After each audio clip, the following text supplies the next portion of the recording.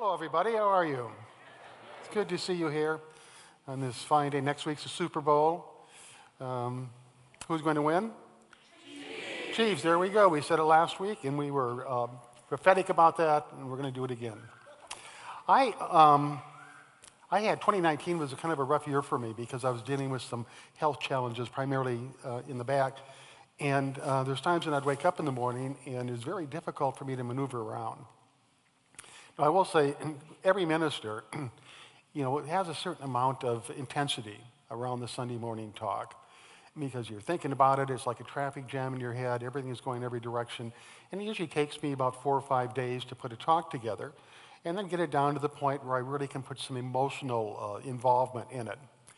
Well, during 2019, at least a half a dozen times, I would wake up on Sunday, talk all prepared, ready to go, but I couldn't make it here.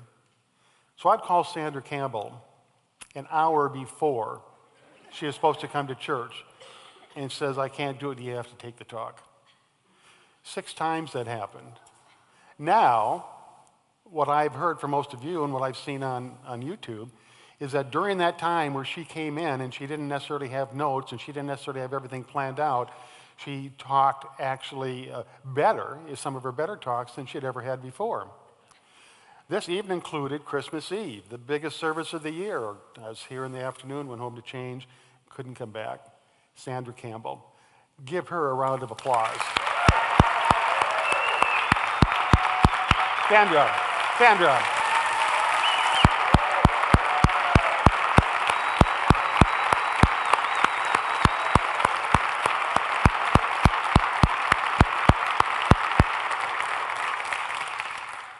Sandra is, without a doubt, the best minister that I've ever worked with.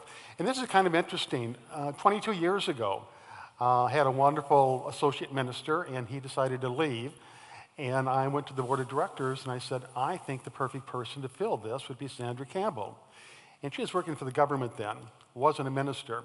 So the board kind of voted it down. They said, no, we need somebody that's an ordained minister, and maybe some other time she might be ready. But 22 years later, here comes Sandra Campbell, and her and I struck a deal in like 5 minutes, and we've just been rocking ever since. Partner.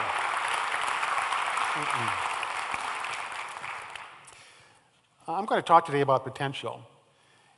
And potential is kind of a misunderstood thing. They say when 2 people sit down at a chessboard, and each of them moves once, they each have 400 possible moves or potential moves for the next move. And when they move 4 times, that goes into 1 million or more possible moves that they can make. In life, it's the same way. Every time we move into a situation or circumstance, there are many different ways that we can react. Most of the time, we react out of habit. This is the way I've always done it. This is what I don't like. This is what I do like. And so our reactions are pretty much depictable. But what I'm trying to say is, there is potential always. And potential means anything can happen. That's the simplest definition. Anything can happen. None of us know what the rest of this day is going to bring to us. We had last Monday, good friend of mine, went to the Buddhist service. Joe Gooding was his name. Here Sunday, get a call Tuesday, he died. A heart attack or something, 62 years old.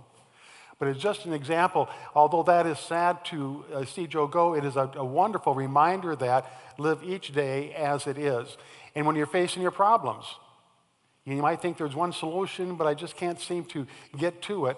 There are many different solutions. We just have to figure out what we want. Now, most of you don't know my cousin Ozzy, but I will tell you this about him. If you're new here for the first time or visiting us from out of town, my cousin Ozzy went off the Vietnam War, came home, moved in with his parents, stayed in the home until his parents passed on. He lives in Nunda, South Dakota, spends his entire day, most days, going to Lars's Tavern, where he sits at the very end stool at the bar, and he greets people as they come and go. He considers himself the ambassador of Nunda. And in doing this, occasionally somebody will reward him by buying him a refreshment of sorts, whatever that might be. Well, he was at the Lars's Tavern, and Lars was telling him that he hadn't been able to sleep. And he had tried everything. He read books about insomnia. He took sleeping pills. He went to a therapist. He even got hypnotherapy just so he could sleep. And Cousin Ozzy says, well, what's the problem? He says, I am fearful that there's somebody under my bed hiding there. And when I go to bed at night and the light goes off, I'll get up and go turn the light on and look under there. No one's there. Sometimes I'll take a broom and run it under the bed to see if anyone's there. No one is there. I can never catch this person. Ozzy says, give me the keys to your house. Gets the keys, takes off, comes back in 20 minutes. And says, Lars, you never have to worry about anybody being under your bed again. I fixed that problem for you. And Lars says, well, what did you do? He said, I cut the legs off your bed.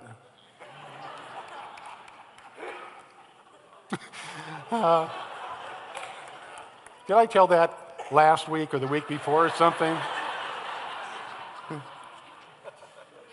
Anyway, today we're going to talk about you and your life. And what do you want? How many made a resolution in 2019?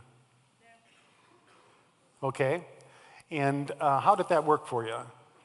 Did you make it to the realization of what you wanted? How many made a resolution in 2020? And was that the same resolution you made in 2019? No. Well, that's good, but the question is, we set resolution, we set goals, we set all sorts of dreams and desires that we want, but for some reason, the vast majority of those never materialize. Why is that? We have the potential to make that come true, so why don't we create the world that we truly want? And here I must separate the three different positions we have. We have need, and that is for everything that we need to sustain our lives, like food, shelter, water, protection from the elements. And then we have wants, and wants are kind of fun. I want to win the lottery. When I was a young boy, I'd look at the birds in the air and say, I want to fly.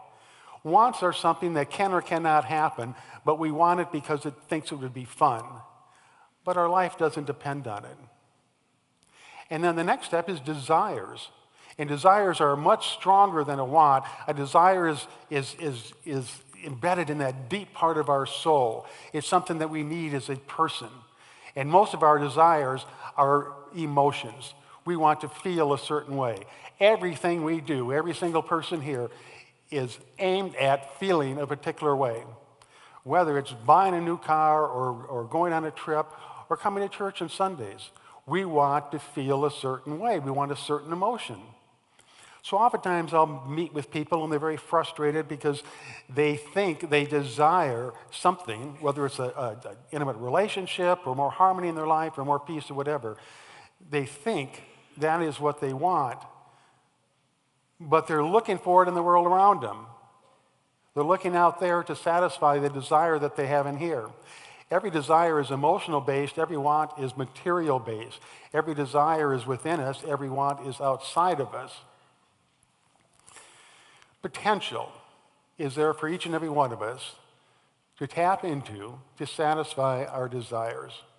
Not necessarily our wants, because they're kind of whimsical, but it's there to satisfy the deep desires we have as a human being to feel good about who we are, where we're at, and what we're doing. A spiritual principle states that each and every one of us has the power within us, has the potential within us to live a comfortable and fulfilling life.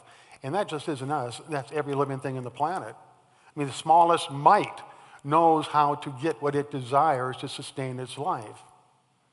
We as human beings have potential to feel and do and go anywhere that we want to go. 14 billion years ago at the Big Bang, and I know I say this a lot, there was nothing, there was a void, there was an emptiness, and then boom, like that, in less than a second, the entire universe was filled up with subatomic particles. And those subatomic particles had the potential at that time, 14 billion years ago, those subatomic particles had the potential for everything that is here today. Even going deeper than that, those subatomic particles had the potential to create you just as you are. Now think about that for a moment. Think about the incredible degree of potential that exists. Potential, quite simply, is anything can happen. When an artist sits down before an empty canvas with his palette of paints, anything can happen. When a writer sits down before the computer looking at a blank page, anything can happen. When Robert sits down at the piano to play, anything can happen. Unless we think that Robert eventually is going to run out of things to play, there's nothing new, he has no potential to create, the combination of keys on the piano, which is 12 and 88 notes. 12 notes. 12, 11? Yeah. Okay. It's 12 or 11. We'll count them after the service. But there's more variations between the notes than there are atoms in the universe. Now think about that. And that number is like 100 quadrillion, zillion, zenillion, or something like that. More variations on the piano than there are atoms in the universe. I find that to be credible. But it's a sign of the potential that we have. And sometimes we get to a point in life where we're moving down the path and we feel that we've done everything we can do. We've explored life to the greatest exploration we can. And we think there's just nothing left. Now this isn't, potential isn't age discriminating. If you're 99 years old, 105 years old, or if you're 4 years old, you still have that vast amount of potential within you, but we give up. That is one thing. Another thing is we set goals for ourselves. We set resolutions, and we know what we want in our life. We start moving towards it. Sometimes it's to quit smoking. Sometimes to quit drinking. Sometimes to lose weight. We go to it, but then we run out of steam. And pretty soon the resolution or the goal begins to fade. And pretty soon we block it out of our memory because once again we have failed. Once again we feel shameful. We can't even get a simple little thing in our life that we desire. So the question is, why is that? Why do we fall short of creating the life that we want to create? Well, the answer to that is because we have been conditioned. From the earliest age, when we were able to understand what people were saying for us, we became conditioned. We are told who we are. We are told what we can do. We are told where we can go. We're told how to be. We are basically molded by different things from the outer world. And one of those things is this is the level of happiness you can expect, and you can't go any higher than that. And another thing is this is the degree of intelligence you have, and it's consistent with everybody else in the family. So when you go out and try to embark upon something that isn't part of that conditioning, you get a lot of feedback. That happens a lot when people leave the parents' traditional church and they come to Unity or some other thing. They say, no, you can't do that. We're Episcopalians, or we're Baptists or Catholics or whatever it is. But it really smothers us in this confinement, in this conformity that lessens the degree of happiness and fulfillment that we can get in life. Well, the best way I can illustrate this, and this is compared to all of us, and it's about the duck egg that somehow ended up in the chicken coop. Nobody knew how. The mother hen sat on the egg. She hatched the egg. She nurtured the young duckling. When the duckling was old enough, she took it out in the yard with all the other chickens. She taught it how to walk like a chicken, how to cluck like a chicken, how to peck gravel like a chicken. The duck became a chicken to the best that it could, which wasn't very good. And the other chickens would make fun of the duck because it couldn't walk quite as quickly as the chickens. And it quacked instead of clucked. And it was terrible at picking at gravel because that big flat beak just couldn't pick it up.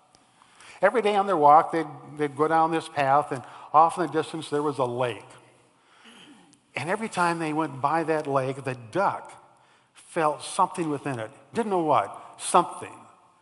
An attraction to the water. He'd drawn to that. And the chicken said, you're crazy. You can't do that. Chickens can't swim. It'll kill you if you even go near the water. But one day the duck broke away from the rest of the chickens, started walking towards the lake. The chickens were all clucking hysterically, telling the duck to come back. No, no, no, this isn't going to work. The duck got to the lake, put one foot in the water, and then the other foot. and it swam away, experiencing heaven on earth for the first time, because the duck discovered who it really was and what his deepest desires were. Now, once again, I tell you this because we've all experienced it to a certain degree, that we have been forced into conformity, that we have come to believe that we are have so much capabilities or so much potential, but we don't have limitations. And once again, this is going to the emotional life that we experience. Everything moves towards emotion. So we have potential within us. Now that potential within us releases desires, because the potential desires to be tapped into. It desires to come into reality. Whatever God is, wherever God is, whoever God is, at some point before the Big Bang, there was a desire for that to happen. And within that desire, there was the potential for everything that would happen afterwards. Well, with our lives, we still have that same potential. And if you have a desire to create closer relationships, if you have a desire for more harmony in your life, to be at peace, to have a stronger sense of well-being, whatever it might be, whatever is going to make you happy, whatever you want your life to become, you have the potential to do that in the desired state. Andrew Carnegie said, the recognition of a desire is an indication that the gratification of that desire is within the constitution of the one that holds it. And quite simply, that means if you have a desire, not a want, again, if you have a desire, you have the capacity, you have the potential to satisfy that desire. Desire governs everything, every single thing that's done. You know, if a tiny ant moves towards food, it's because it desires to eat. If a human being moves towards other people, it's because they desire to connect socially. To go deeper is a desire to love on an intimate level. We all have desires, and if you have a desire, the most important thing I can tell you today, if you have a desire to change your life, and we all need to change up now and then, if you have the desire to change your life, you've got the potential to realize that desire. Everything works in this universe for everybody equally.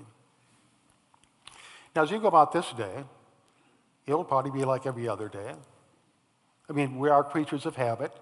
90-some% of everything we do is done out of habit. We just repeat what we know. But the thing about it is, we're human beings, but we're also spiritual beings. I'll keep that in mind. There's twofold aspect to us. And some people say that we are spiritual beings having a human experience, but we're also human beings having a spiritual experience, and part of that is here on Sunday morning. The number one characteristic or attribute of spirit is creativity. And we're talking about God now. The number one characteristic of God is creativity.